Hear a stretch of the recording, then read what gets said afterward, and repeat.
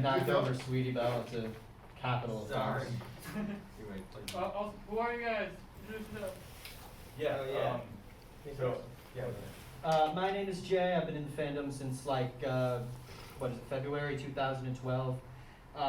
Brony music is sort of how I started to appreciate music from a young age. Because up until then, rarely would I like go out of my way to seek out anything beyond like what my mom was playing in her car. So discovering this like massive outlet of like beautiful music from so many people in such a interesting corner of the internet sort of blew my mind. And I became obsessed with it. I started making playlists, and then I noticed one day, video unavailable, and then again and again and again. God was taking them from me left and right. And then I learned how to find old YouTube videos by copying a portion of the URL, and then I'd find them and download them for myself. And then I discovered other people were doing that themselves on a much larger scale, making sure stuff like that doesn't become straight up lost media. We've made a great effort to record as much as possible, thanks to a lot of people out there doing their archives, which deserves our own round of applause, but we may save that till the end. Anyways, yeah, I was traumatized by video deletions, and now I'm up here. And this is my friend Alexx. Woo!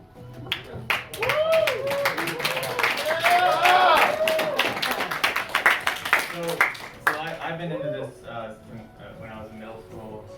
I think much like Jay, I found a lot of significance in it. I wasn't really interested in music or art or anything before that, but having this sort of community where I would see people create and the way it would relate to my life, because I liked the show and everything, it was a very motivational thing. Are we loud enough, by the way? louder. Yeah, speak up a little into the mic. Okay. Yeah, don't be afraid to project your voice into the mic. Yeah. Thanks. I'm looking into pony music history. It's very interesting to me, so that's why I'm on this panel. So that's me.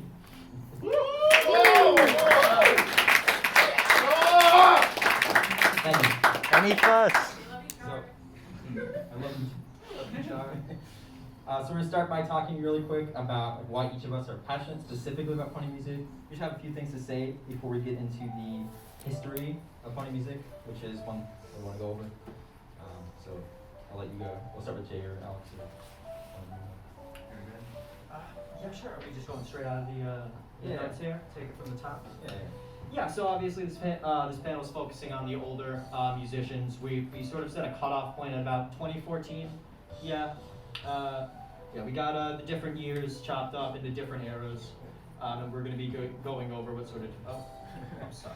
My bad. What sort of attracted me to the scene and why I'm so passionate about it is it's really hard to figure out what's genuine nowadays. And even back in the day, it's hard to figure out, like, is someone in this for, like, the spirit of it, for the sport of it? Or is there, like, some ulterior motive? Are you after money? Are you after clout, followers? Whatever it may be. And in the start, there really seemed to be, like, a lack of that. There genuinely seemed to be, like, nothing to gain. And knowing that there's nothing to gain and people are still going for it and still spending hours, like, grinding to make really good tracks, you just look at that and you see it for what it is, and it's real, it's like good, it's passionate, it's so full of soul. And so when you stumble upon something like that, and I wish there was more of that, but when you stumble upon something like that, you gotta take it for what it is, and it's soulful, it's great, it's powerful, it's amazing. And that's why I'm still invested in it. It's just so, like, no one's trying to get you, you know? And that's a big deal to me. Yeah. So, I mean, if I want to explain why I'm passionate about it, I think that if I were to describe the philosophy behind pony music, I think that the show is a very simple art form, right? The characters are very simple. Everything from the visual style of the characters to the conversations they have is very simple. And I think as an artist, this will allow you to sort of project what you want onto the characters. It'll allow you to, it gives you freedom to create art. And I think if there's a more complicated form of media, it would be more difficult. Yeah, I always like to view the show as like a kind of a sandbox for creatives in a way. It just gives you the very minimal set of tools to kind of inflict your own ideas into, you know. And that's probably what like attracted so many people. Right. But we'll get more into that for sure as well. And I also think that between community members, there's a higher level of appreciation for the work of your fellow fandom members that I think really it motivated people to create and discover things. And then one thing I wanted to add as well was like, and we'll also talk about this, but at the time, I think there was less of a notion, people don't think about this now, but initially there was less of a notion of kind of ownership over your content because of the relationship between the fandom and Hasbro, right? It was in more of a legal gray area, and I think at the time that was kind of on the forefront of people's minds, especially in 2011, early on. I think part of that, my belief is that part of that made the show more compatible with like remix culture. This idea of taking someone else's work and modifying it, and kind of you just keep going, and there's no limitation on how or to what degree you can be inspired by other people, you know. So that's a big part of what makes me passionate about it, is the fact that yeah, there's no limitation to how you can be inspired and to what degree, you know. So yeah, so if none of us has anything more to add, then we will. Yeah, real quick. I don't want to imply that the scene is any less genuine nowadays, which is why I'm like still around. If I thought it became something else, we'd definitely disengage from it. But no, there's still a huge amount of that authenticity still around today. Yeah. And it's one of the few times I've been able to stumble upon it in the wild. Yeah, I mean, I agree. I think that there's a lot to learn from the older pony music, and I think there's a lot that you can see carries over today in the culture of today. But I think like there's a couple other panels about modern Brony music, right? Right. The top 100 pony songs, and there's a modern Brony music panel on Sunday, so you should definitely check those out as well. Yeah, and we definitely like to also shine a light on some artists that kind of been lost to time. That'll be part of this as well. So that's this is the retro Brony music panel, right? Cool. Then we'll get right into the history. We've gone ahead and sort of approached it, and we kind of have posited this approach to dissecting early pony music, or having like sectioned out areas. And this is kind of how we look at it. We start with this like experimental era, which came right out of the start. People are kind of figuring out what pony music sounds like at this time. As you get into late 2011, you start to see more of this, you know, we call it the classic era. This is where most of your classic pony songs come out of, you know, things like Summer and Flutter Wonder and, you know, most of Wing Toaster stuff people know, most of Alexx's stuff that people know, Discord, so on. As you get through maybe early 2012, you get to, you know, let's say 100% No Feeble Cheering releases. I think this is the era where you get a lot of this like pony dubstep thing happening, really hard, like really becomes a thing. But also a number of other artists that people know about it from this period. It's a little bit different, and we'll go over some of the differences that happened at this time. But you also see, for instance, a lot of the Sabrina stuff that was really big, like Aviators, let's say, a lot of the Joe Love stuff had some popular stuff, sort of Fluttershy, so on. These kind of artists come around then. And then we also really wanted to talk about this period that comes around sometime in maybe late 2011, early 2013. We called it the sort of Renaissance era. And it's more of a group of musicians that had this kind of movement to, in our eyes, kind of bring pony music maybe back to its roots in the experimental or classic eras. This idea of kind of making more artistic or out there pony music, a lot more indie stuff, let's say. And then that's sort of what we consider the end of like older retro pony music, right? But of course it's, you know, there will always be debate, and so this is really just one approach to viewing it. So if you had your own experience, if you were around in the fandom, well, this is not, you know, this is not truth, it's just our approach, right? And a good way to segment it. So we'll start off with the very beginning, right? In January 2011, maybe some of you have heard of. So first, before we say anything, I want to set the scene. This is what the internet looked like at the time, right? I miss this layout a lot. Yeah, back when you could actually customize your YouTube profiles at times. Yeah, this is a profile picture Yeah, yeah. Could you just turn the music down maybe like a tick or two? Yeah. Any song suggestions after one ends, just like yell it out, and we'll have happily do that. Absolutely. So anyway, yeah, you get this is sort of the internet at the time. It's important to keep in mind what it might seem like small periods of time. Kind of a lot can happen, especially on the internet, especially at this time. Some of the bigger times you see is like in the summer, probably because like a lot of people are kids or in college at this time. So a lot of the big content, most amount of content comes in the summer. But yeah, this is sort of the internet at the time. Very different culturally now, then than now. So we'll go over instances of that, but it's important to remember that. So for instance, the difference between one of these eras is like a year, but especially at this point in time, a lot can happen in a year, right? So that's why we want to emphasize that between each of these eras, it's a totally different landscape musically, right? And even the fandom itself is kind of very different between years, right? Yeah, it might look odd to chop up eras in terms of like periods of less than a year. Yeah. But time on the internet is like dog years. You gotta understand, exactly. like, it makes a lot of sense to do Yeah. that. The internet a year ago is not what it was today. 2 years Yeah. ago, it's even more far away. Exactly. It's nuts. So that's what that's what we're going with here. So it all started on I'm sure most of you know Pony's our fandom started on /co on 4chan, right? And we start generally with Eurobeat Brony, and I would really recommend watching some interviews that she's given because it's very interesting stuff. But essentially, according to current research, it would appear, and in fact, Eurobeat Brony is the first one. There's been some debate about if it's someone else, Royal Brony, Chain Algorithm, but we're going with Eurobeat Brony as the first Pony musician. Odyssey, Eurobeat. Sorry? Changed the name and transition. Sure, Odyssey, yeah, Odyssey is more accurate. People who have transitioned. Yeah, sure, Odyssey, yeah. Exactly, and, sorry? Yeah, she, her, Eurobeat Brony. And, or sorry, Odyssey. Right, at the time, right, and so actually, interestingly, Eurobeat Brony was not her choice. This is interesting. It was decided for her sort of by 4chan. So there's some interesting trivia.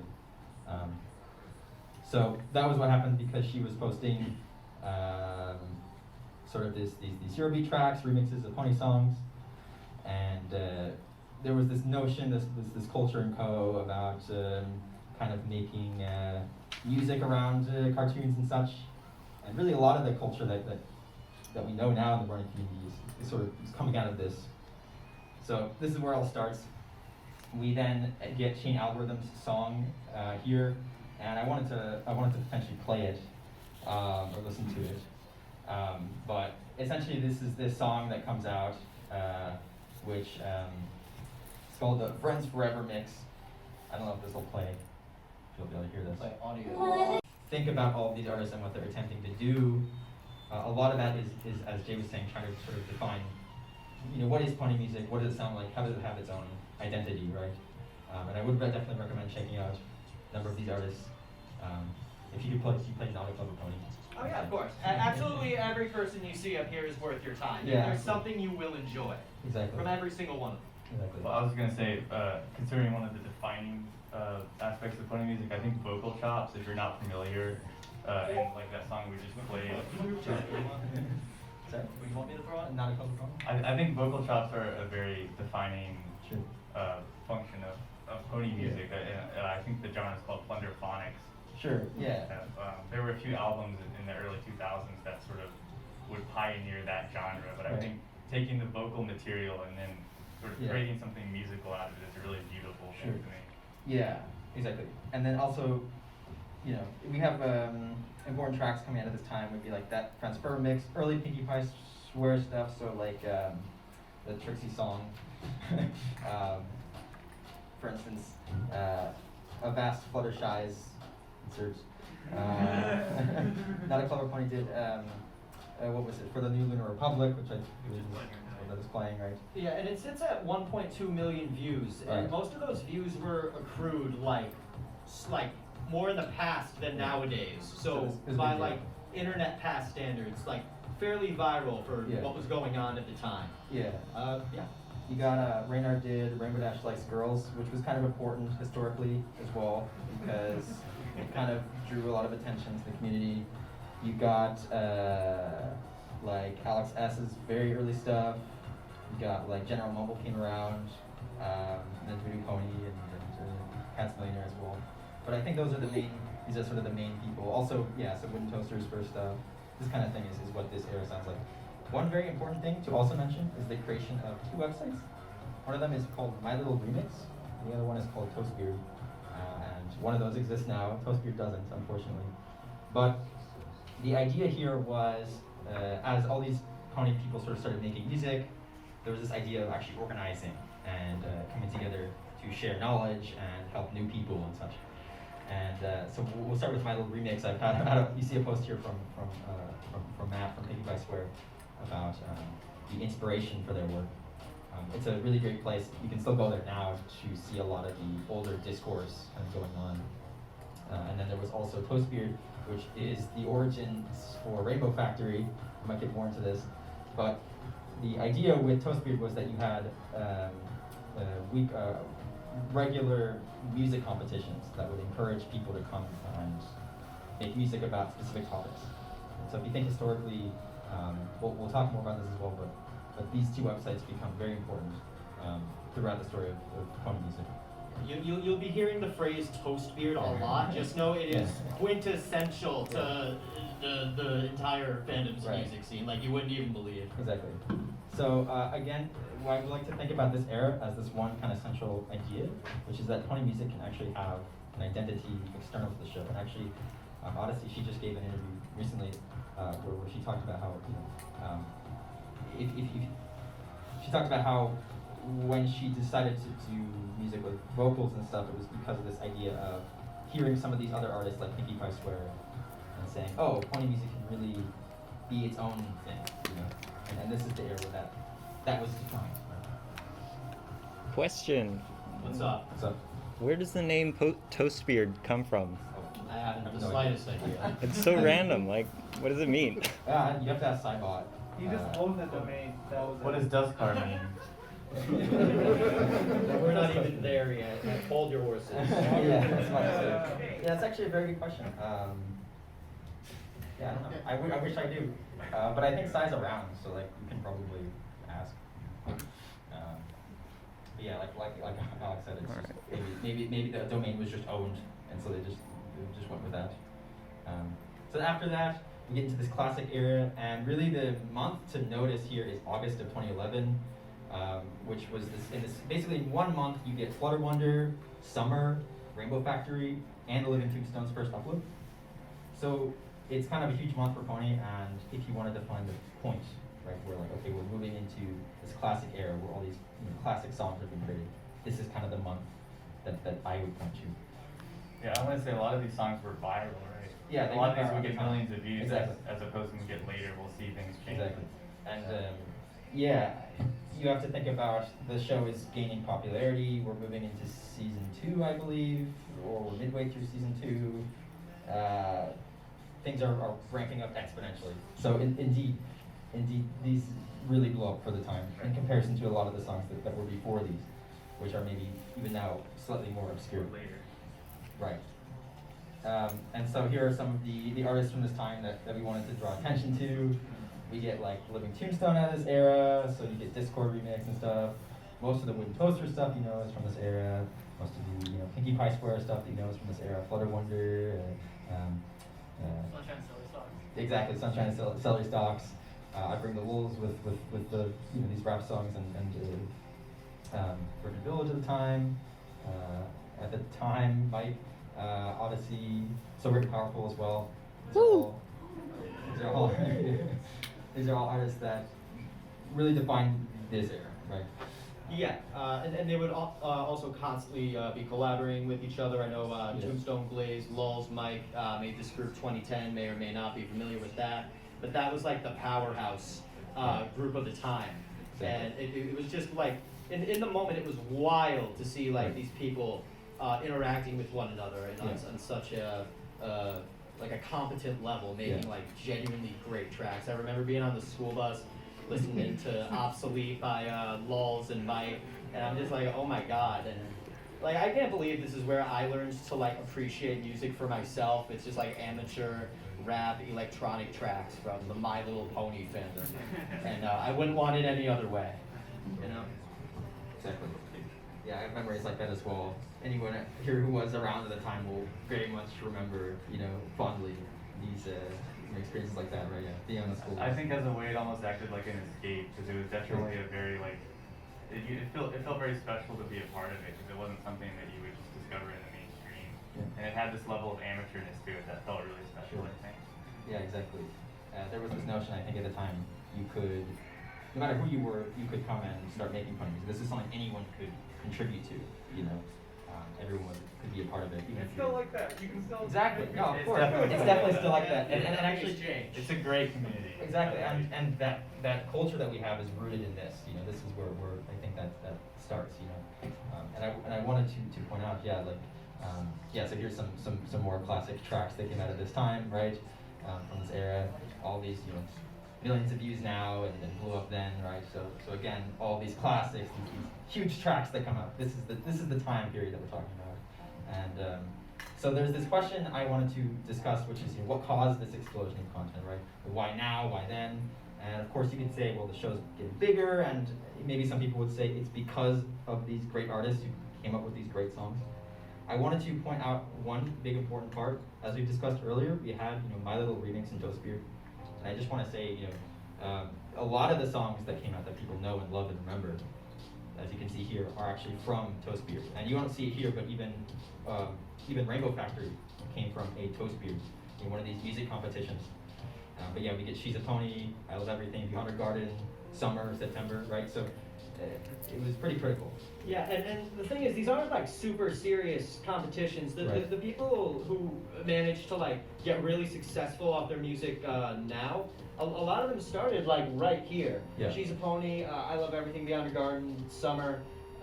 These are if you're in the scene, you know these tracks. These are the fundamentals, and they all started with just casual music competitions. Exactly. And look where people like the Living Tombstone are now. Look where people like Mike the Mike are now, who's a streamer.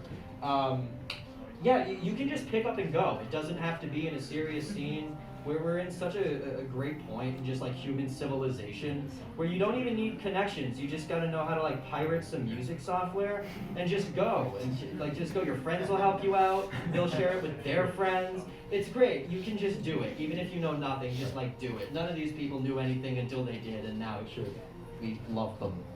Exactly. And then I also wanted to emphasize it was the fact that these people came together and worked with each other that a lot of the pony music is the way it is. And I think that's still true today. And so I just wanted to shout out not a Clever Pony McCon, who are kind of viewed as the founders of My Little Remix, as well as Cybot 9000, who's the creator of Toastbeard. These people were instrumental towards a lot of the Fandom content that people know and are nostalgic for, and I don't think they get nearly enough credit for that. Woo! Yeah, I definitely wanted to emphasize that. So that pretty much wraps up that era.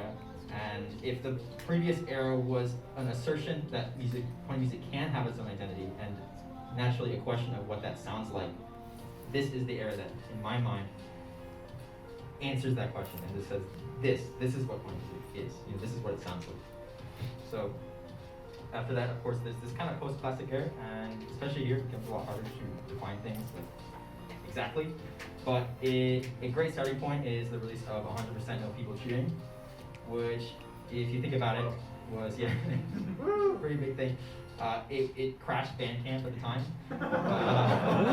because it got downloaded so many times, I guess. It really signifies emotion towards pony EDM. Of course, EDM was always something people were making, but especially as you get here, you see whatever Night Party is becoming popular. I guess Skrillex is becoming popular. These kinds of artists, and whatever is popular in music, of course, is going to trickle down into the community. So that's a lot of what you see on 100% No People Cheering, and kind of is just the general direction for things. So these are some of the artists you know of the time. You get sort of Fluttershy, Aftermath, Art Attack, Jofi, and Simmertina. These kind of artists that ever come up. And at the time, you have to think about this kind of thing where the show's kind of reaching its peak in terms of popularity. So if you think about the content that came out, pony music that came out, maybe 90% of it, the absolute bulk of it, was stuff that came out in this time period. So and I've given some examples, but at the time there was this big mentality about just like pushing out more and more and more music, remixes and so on, maybe original music. And that in my mind is what kind of defines this period. And a lot of that genre, again, is like genre shift towards like these electronic, very heavily electronic type genres. The association between pony music and dubstep comes like here, 100%, you know. Yeah. Yeah, I was just gonna say, people are spending so much time just pumping out stuff, Yeah. like they're just one after the other in this huge, like, really fun scene. And it all, like, at least in my opinion, it all really holds up. It's all pretty good. And in the descriptions, you know, artists are like, you know, this isn't great, I threw this together in like 5 minutes. And it's like, you threw this together in 5 minutes? What? You uploaded 7 of these a week? Yeah, exactly. They're all classics? Right. Like, good job, man. Yeah. Like, stopping anyone from doing that today. It's so crazy. And it's what we remember, and it's what people today like base their stuff off. It's just so insane. And it was all an accident too. No one knew where this was going. This is the happiest accident that I know of. It's great. But yeah, we've interviewed a few older pony musicians, and a lot of them seem to say that they didn't really know how long things would last. Yeah. They didn't know if the cons would be the last con. They all seem to say that's how it was back in the day. So it was definitely like a fear of things fleeting, or a feeling of things would be fleeting. But obviously things have been great through many years. Yeah, for sure, and still now, you know, I mean, not as it wasn't as intense then, but it's still a thing. So yeah, I think overall you can look at this as kind of make pony music, ask questions later, just get it out there, you know, and then that really goes and stretches into mid 2013, maybe later. Well, in mid 2013 you get Rainbow and Rooted, and we maybe look at Rainbow and Rooted as kind of like moving into modern sound, but that's kind of up for debate, right? At any rate, there's one more thing that we wanted to talk about from retro pony music, and that is this kind of Renaissance era, you could say, that came around. And it's really just a selection of musicians that came around towards late 2012, early 2013, and into 2013. Artists like Char, let's say, Matthew, Lasolda, whatever. They all, they have to do different things now. Basically, it was this group of pony musicians who wanted to make music that kind of was more abstract. Let's say I put some points here. You can think about what it was I meant when I said that. I don't even know. But basically, you want to focus on music that's deals with much more abstract concepts. Things like ethics. Things like, in some cases, pure math or set theory. In some instances, very very high level, much different concepts, but still grounded in human emotion. A lot of these artists are making music that's all about very deep, let's say, topics, very deeply emotional topics that you see, here. Pretty much that's true for all of them. And yeah, so it's sort of this idea of making pony music that's trying to be art music or something, right? And you want to try and express some profound truth through the world, let's say. And I think these artists, a lot of people even now don't know about them, and it's unfortunate because I think a lot of the work that came out of the community that was really profound in some way was because of what these individuals were doing. And what are the abilities for artists to like go towards this more like this attempt at like a more deeper message? Well, first you gotta ask the question. It's like if that's what you want to go for, if you want to make a song that's like about life or emotion or love or philosophy, why are you using My Little Pony as like a catalyst for that? And one of the reasons it was so easy is because, like what Alexx said earlier, it's easy to project what you want onto the character. And not only the character, the world at large, the interactions between them, how they live their own lives. Like the fan fictions the prolific fan fictions that have been written just because of like a few interactions between a character and the show, or even like one line. We have a habit in this fandom of just grabbing something and running with it. Like where would we be if Fluttershy didn't squeak? And that's a genuine question. Like we would be bereft of quite a bit of content, IMO. If Rainbow Dash didn't crash into Twilight's house, we tons of fanfics down the drain. Yeah. Oh no, I'm good. It's like it all happens accidentally, and it's easy to project what you want onto this stuff. So it's easy to apply broader concepts like life philosophy onto that. because there's nothing in the show that says you can't do that. There's just so much room to wiggle around and do literally whatever you want. And so they did. Right. I also think the show kind of presents an kind of this ideal world, let's say. And I think a lot of these artists, and also So Very Powerful, who came out earlier, saw the show as an opportunity to point at humanity and point out like flaws in humanity. Let's say, okay, well, we should be more like this or something. There's some aspects of the show that are beautiful. How can we apply that to our own lives? I think that was also part of it for these particular musicians. Not only was the show very simple, but also presented a very ideal world and a kind of world that you look at our world and say, well, you know, how can we change things? You know, how can we make our world more ethical, more just, and so on. So yeah, again, I think I tend to view this as bringing pony music to its roots. Although this is sort of, you know, you can view this. What does it mean to bring pony music back to its roots? I think it's more like you were thinking about bringing pony music to being very much about the show itself, or derivative works about the show, which was less of a thing as you moved towards into 2013. And that's kind of how I think about this era as a Renaissance era of sorts. So anyway, that's sort of the crash course, very quick overview of all of, you know, old school pony music. We've obviously omitted a ton of stuff, so sorry if you've omitted your favorite artists and stuff, but you know, there's a lot to go over. I wanted to plug some websites that you can check out if you want to look more into it, because I think it's super interesting stuff.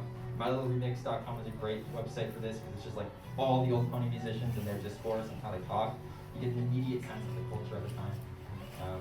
Definitely, you know, archive.org on old YouTube pages and stuff. You can archive.org all the old Toast Beard competitions now, so you can't listen to the music, but you can see what they were saying and what the discourse was like. And then of course there's this Pony Archive website, which just it's just all like YouTube uploads that have been deleted. You can find all of them there. So Yeah, I just want to say that the archivists do like so much great work. You know, I mean, Dizzy MC is who runs the Pony Archive, and then JCB does so much great work, and Rebane also does a lot of great work. I mean, they work countless hours because they believe that this is a significant thing to preserve. Yeah, and just to make like something clear, it like archives like that are the reason like re-uploads exist, but archives where you can like link someone, like the full library of someone's like full artistic work, not just like an upload on a channel here, an upload on a channel there. The archives are why a lot of the music is going to exist like into the future. If someone needs like a full track list, they're gonna go to they're gonna go to the Pony Archive. They're gonna go to maybe how do you pronounce it? Compune.com. They're gonna go that stream. Yeah, they're gonna go to these places. And like YouTube just isn't enough of a conduit for that, because re-uploads are so scattered throughout the site. So archival is very, very important. Very important. What's up? I just want to say a goodbye to Pony Music. R.I.P. I'm sure that's a genuine loss. I just don't have the name in my head. Was that like a bigger archive? 600 gigabytes. 600 gigabytes and it's gone? Yeah. Well, it's no longer actively updated and maintained, but it is also archived on the Pony Archive nowadays. And isn't it beautiful that something like that can go down and we can still like find those tracks still? We have so many like bastions of content. Yeah. That if what like it's backed up, we got it. It's We're a good. torrent, and I got it on my hard drive. Beautiful, beautiful. What? Thank you. That was all that. Basic overview, and now we're gonna move into more of a. Oh, I see a hand raised back there. What's up? The word on the street was that some artists were mad that their tracks were on the archive, so that's why the archive. Word on the street. Some I artists don't deal know with if it. it's actually true without. Sorry, I don't mean to get too aggressive. yeah. Yeah, so we wanted to do like kind of a discussion, open it up to all of you wonderful ponies, the audience. So if anyone has any questions, or if you have just any open-ended questions that you want to bring to the forefront, and Or if you want to share any experiences. yeah, exactly.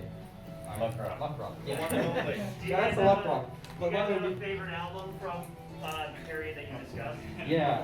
Before I answer that, I just want to say also, you know, we've been focusing on retro pony music, but In terms of, I talked about people like Macan and Non-Killer Pony and Cybot.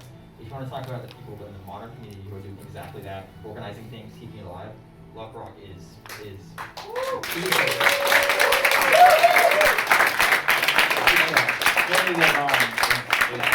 probably the Don and Jen and all that crowd. So Pega And also Mackenzie. and Mackenzie. Yes. Yeah, of course. I mean, yeah, we should just give a round of applause for Mackenzie.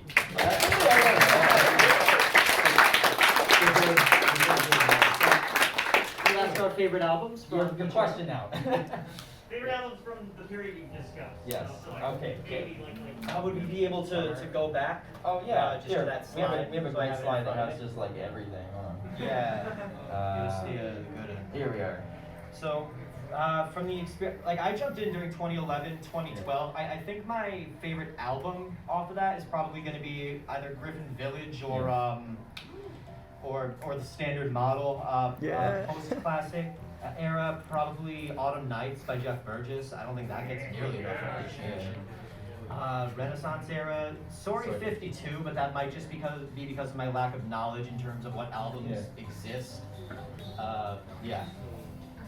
Yeah, I mean, it's hard to pick between a Standard Model because that was definitely a significant part of my life, but I also want to shout out For These Mighty Skies by Les Sell That Pony. Definitely very amazing work. I was gonna say before the Ice Guys, I have a story where like I used to live on the beach and we had all these ports. So oftentimes at night I'd go out and just lie on the port and like watch the stars appear over that album. And it's a beautiful one. Before These Mighty Skies, if you haven't listened to that, you are missing out. But we all talk about the Standard Model because I think inspired by Pinkie Pie Square's was playing, right?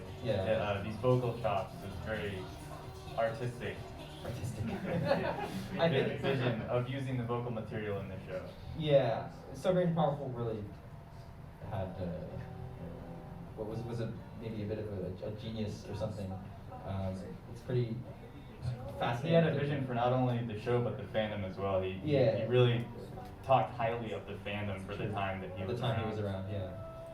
I think all of us are biased towards the Standard Model because that's where we come from. But like we all kind of that's like how we met each other. Yeah, let's not pretend like this room isn't like 80% of one discourse. Yeah.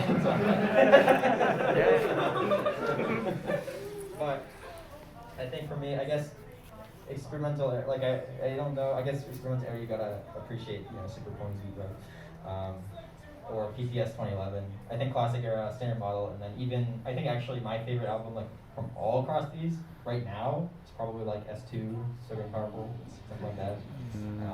Post classic, I don't know. I think that's like my favorite ones that I have to pick would be maybe Standard Model S2 or I also really like Fun by Pennsylvania. So that's a great one. So thank you for the question. And then we also have other discussion questions here too. But yeah, real quick, I saw some. Oh, I'm sorry. No, go. Someone else? Over there? What's up? What's up? What's the song that like you have the most fond memory of? Like when you heard something you've just heard heard the first time and then just never got it out of your head, or something that like stays with you. What's like that one song that you could just listen to every time? I'm unironic, and a lot of people here, I'm not going to pretend like I'm in a weird minority for a second. In terms of like religious experiences I've had with fandom music, a lot with So Great and Powerful, probably the most with A Sorceress Girl. I really like that. I really like Alexx's Trixie the Pony Troll VIP. That just goes really hard. I feel like I could like kill God with that playing in the background. A lot of stuff. Griffin Village is just like so comfy. Like if I had to recommend like one album to a non-Brony to get like a gist of it, I would go with the whole Seasons album. It's just so soft. It's so nice. And I hate to be that guy, but it's so hard to pick like individual songs. Swing Tavi Swing is one. Boring, Booring from Assertive. It's just I have such a long list for what should be a very short list. I think for me is Sunshine and Celery Stalks by Pinkie Pie Square. I think the chops in that one, I actually listened to it on the car right here and I got really emotional I mean, through all the years, it's proved to be, the track itself feels nostalgic even when you first listen to it, so it's, Oh, I was also crying when they played Loyalty at BronyCon 2019. God, was that you? Were you involved with that? I play guitar. Oh, thank you. You made me cry a little bit. For me, I mean, you asked. I mean, I have to say like the standard calls, right? Or like songs like the Pinkie Pie Square remix. Let's say A Beautiful Heart. I remember when I first came across it, I was like studying for school a lot. I just felt like this thing where like I would listen to the standard model, and it would like help me think about like tough study problems and stuff. It would help me like think through it, and those are some very fond memories for me. Just like going on long walks in the forest and listening to music like that. I remember like the old house I was at and stuff. You know, just whenever I go back there, I just think about that music. So that's like the fondest memories for me. You. Is mind if there's so you guys had put a list of different places where you can go and find music and stuff like that. Do you mind if I just like talk about 2 more places that I can think of? Oh yeah, go for it. Do you want to take the mic for that? Sure. Nice, come on up. Go for it. JCB. Okay. Hi there. So one of the places which I don't know, like actually I do, but I like the person who made the like MLP Family Verb wiki. Oh my god, that place has like a bunch of old links to now dead YouTube videos, and also by the way, Fandom.com, which hosts wikis now, they changed the layout. You gotta go into like you gotta go into edit and actually to see like where some of these links are, but it has like so much stuff on there, and I think like one of your guys' screenshots was from there. That's a really great place to find a lot of stuff, a lot of old stuff, and then another one is Freewave. Shout out to Freewave. He has like a blog spot where he catalogs these like any Brony musicians. All you gotta do is send me some information, or even they might have even like made their own page on there. Tons and tons and tons and tons of stuff that people who the more famous people, but also people that you might have never even heard of and stuff like that. So 2 really great places to go and find stuff. Yes, I wanted to add to that. Definitely, it's kind of Nice scarf, by the way. Oh, thank you. Nice scarf. It was definitely it was kind of in between here, maybe a bit later than what we were talking about. But when Freewave came around, Freewave's another person like Luck Rock, like McCon, one of these people who, I mean, they make music and also they just have been so instrumental in organizing things. So much of what goes on behind the scenes is thanks to Freewave. So definitely big shout outs also to Freewave. And then Freewave did do not only that blog spot, but also a whole like multiple Tumblrs interviewing certain people. I recall stuff like this. Yeah, Freewave is just like legendary. Yeah. Shout outs to Freewave for sure. So we also have some discussion questions we can bring up if there's no more questions. So over these are that's the one of you. Oh yeah, there are more questions. Okay, sorry, I didn't see them. You mentioned something, I think it was dust car. What is that? Oh yeah, what is dust car?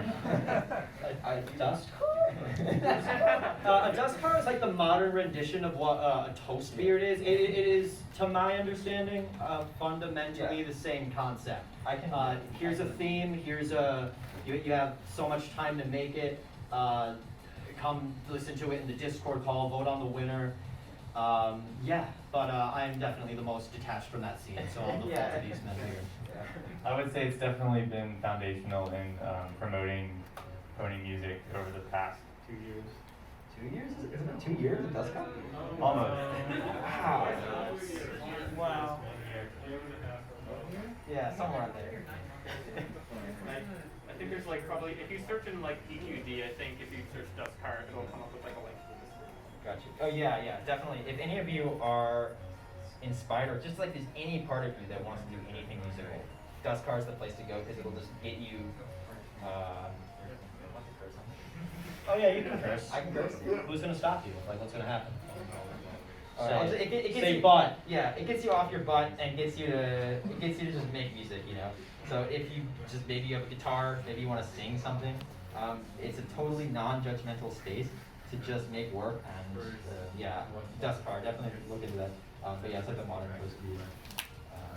And yeah, it is this. It is where so Yeah. many people that we know nowadays had their start, and that's where you can start too. You can start anywhere, anytime, whenever you want, doing whatever you want. Yeah. It will be a good time to. At least it will be a good time. I'll say, if not for TrotCon, I would never started making music myself, for example. So that's like another, like, it's pretty, that's pretty common, I think. Sorry, guest card, sorry. And it's right good now. music too. Do you want to hear some of it? Oh, yeah. Yeah. Okay. We did the most recent. Yeah. Do we have another question over there? Is it you ever shaking? No. No, okay. Cool. Then I guess there's no more questions. Yeah, so we had some questions we can bring up. Yeah, let's go for it. Why do other fandoms like not have like a similar? Yeah. And it's so nuts because when I try to search that down, because I really don't want to believe it's limited to us. I would like as much music to be there as possible. You have like Undertale tracks, Five Nights at Freddy's tracks. I'm sure there's more. But you look at who's making those, and it's pony musicians. And so, I don't know, I feel like other fandoms gotta get on it. Like, you can do the same thing. You got, like, soundtracks, you got songs. Do you have a character of a voice clip? Do you have a character saying, I like spaghetti? Make it a dubstep remix, get 1 million views. 10 years down the line, become a prolific music producer. That's roughly how the timeline goes sometimes. I saw the man in the gas mask in the back raise his hand for a moment. What's up? So, at least from my experience with fandoms, I've been in a few others other than Pony. But I think part of the reason why you don't see like a lot of, we'll just say music for now, but content in general from other fandoms compared to Pony is two main reasons. I would say generally in the Pony fandom, you get more creators than you get consumers. Like everyone either writes fan fiction or they make music or they maybe That's a great point. or whatever. We're industrial. We get going. Like everyone in here has done something There for was sure. a webcomic that I won't name because it's kind of embarrassing. You know what I'm talking about. If you know, you know. But essentially there was one guy who made a bunch of music for it. And he was very, very good at it. He made music for Undertale, the video game later. And you know it this well. But He made the music. yeah, but he was so good at it. I think, you know, there's a little bit of discouragement going into a fandom like that where no one else is making music and you're trying to sort of compete for views with someone else. But that's just my 2 cents. No, that's a really good point. And yeah, at the end there, I think that's a particularly good point. Maybe people in the fandoms that do have those, like Undertale, Five Nights at Freddy's, maybe they do look at the current creators and they get like intimidated and they're like, is that what I have to like compete with? And I really wish people didn't see it in that. Like it doesn't have to be a competition. Yeah, it can just be music for music's sake. Yeah. I hope that's not what's going on, but that's a subs versus a guy who gets 10 million views a video. yeah, it's like why even bother? It's like you want to do it for the sake of doing it, but you also want the views, you want the recognition. There's nothing wrong with that. You want And validation. what? You want validation. Yeah, you want the validation, and if you're gonna spend hours on a track and only have it get like 150 views after 6 months, it's like, all right, whatever. I guess I won't do this again. You really shouldn't do it for the views though. No, you should You not. should do it because you enjoy it. The soul, the joy, the sport, the love. Support. What's up? To be a bit sadly optimistic along those lines, I'd like to think of it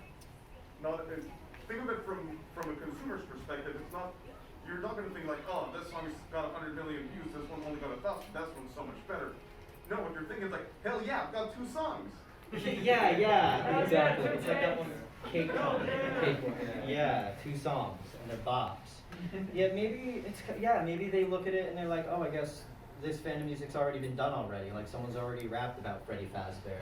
I guess there's no room for pioneering in that. I can't go anywhere deeper with that, I guess. We definitely also, I mean, yeah, I think it also goes back with this question to sort of like having something so simple, you know, just like, you have something so simple, you can just take your own ideas and just imprint it onto this and express yourself through the ponies. And then I think that's like another big part, or at least we think so. I think that's big, and I also think another part is the fact that like the community is almost sort of a counterculture act, or especially At the time. at the time and even today. I And mean, even it's just today. it's other fans of the media is not really directed towards kids, so it doesn't have this sort of camaraderie that you're in this sort of community. Yeah, I'd say that. Yeah, the camaraderie was like like especially that's like I think also was influenced into why Metal Remix, let's say, started these like sub communities were starting. It was like just this notion of like having very strong camaraderie. You know? Anyway, I think those Skype groups were like the thing Skype that groups, yeah, exactly. So. I have a question for Luckrock, and if there's any other pony musicians who've been in the scene for a little bit, feel free to chime in. I just need some input. So you're gonna decide to make pony music, and like, why keep it that way? I've noticed that a lot of pony musicians, they don't have like another alias. They like stick to pony music, and they stick to it for years. Like, why don't you think some people try to branch out into a more like just less confined area? And if you want to come up and speak into the mic, that may be a little bit easier. Surprise special guest. Perhaps we should do that going forward. Yeah, as long as you're on the other side. Yeah, I got a mask on. So No, you're good. You're good. Nice shirt. Thank you. What, this pony one or this pony one? This one. Thank you. So speaking from experience, I can really like tell like my side of the answer to that. Yeah. But I wanted to relate it back to something that you had said during the panel, because you were talking about listening to music like on the way here. Oh, you remember me. And I listened. And you guys, you said like it was like pony music has been sort of like a religious experience, and I very much like I understand what you're saying, as like a lot of very important moments in my life have come from pony music. Yeah. Like I started off as like a huge fan before I decided to start making music, and so I feel like the pony aspect of that just connects so much more, has a lot more meaning to me than if it was to be some sort of generic, nebulous kind of song. So like, yeah, I think for a lot of pony musicians, like we could write not pony stuff. Well, why would you want to? At least for some people. It's more meaningful to me, at least, to relate it to the show or to the community. I've definitely fallen in like a perception that it's almost harder to find music that's not pony music. That's not everyone's case, but I think it may be a similar thing, right? It's hard to branch out sometimes. Yeah, absolutely. So like, I have like family, people that know I'm big into music, and they'll ask me about like popular, normal music. I'm like, ooh, I don't know what that is. Thank you. Thank you for the input. Thank you.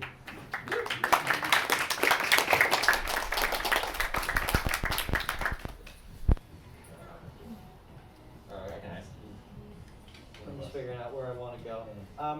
Yeah, I'll ask what makes something pony music, and to quickly escape, like if it's sampling the show, if it's like literally about a character, if they're mentioning like Rainbow Dash or Applejack or something grander than that.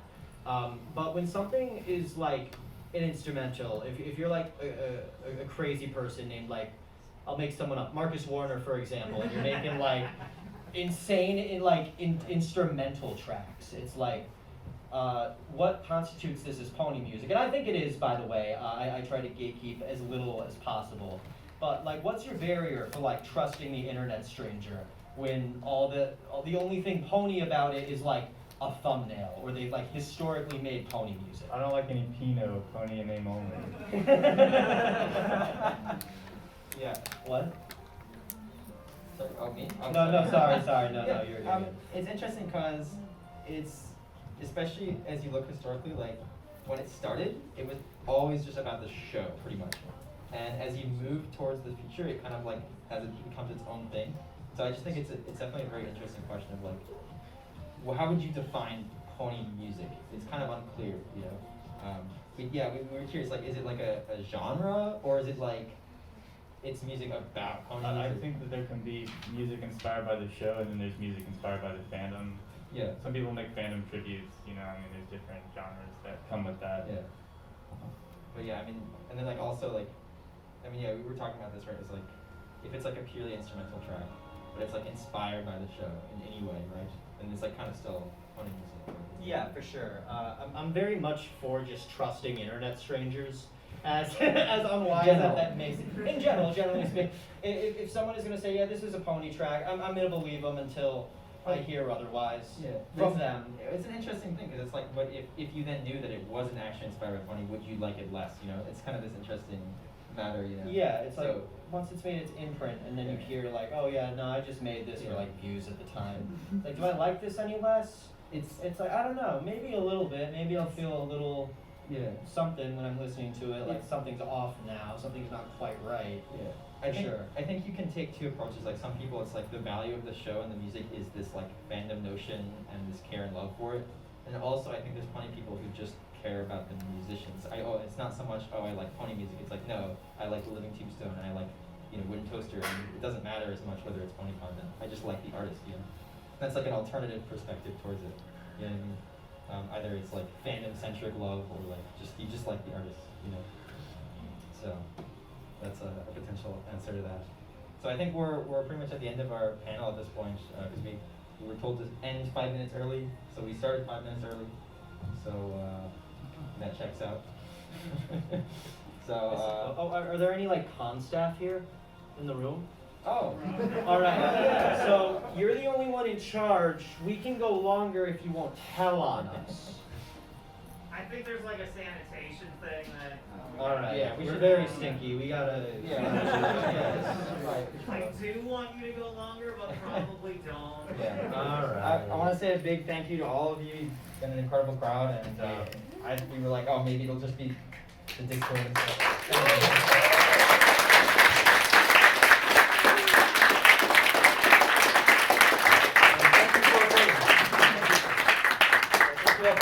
Thank you for contributing. Thank you for just like being here. I am of the radical opinion that the pony music scene is going to be one of those forms of art that in like a couple hundred years people are going to look back at it and be like, whoa, what was that? And then in my perfect fantasy, it'll be in textbooks and stuff. So maybe if we're in the J timeline, then you're making history by just being in this room and listening to this very early presentation. Exactly. And maybe I'm in a college course some years down the line talking about it. Yeah, as a professor. I got in. And yeah, you're like making history by sitting your ass in the chair. Good job. Thank you.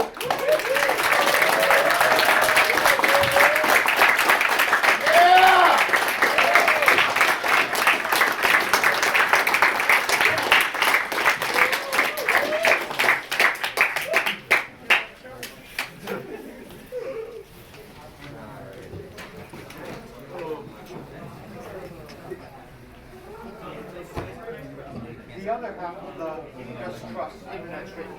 Yeah. Why?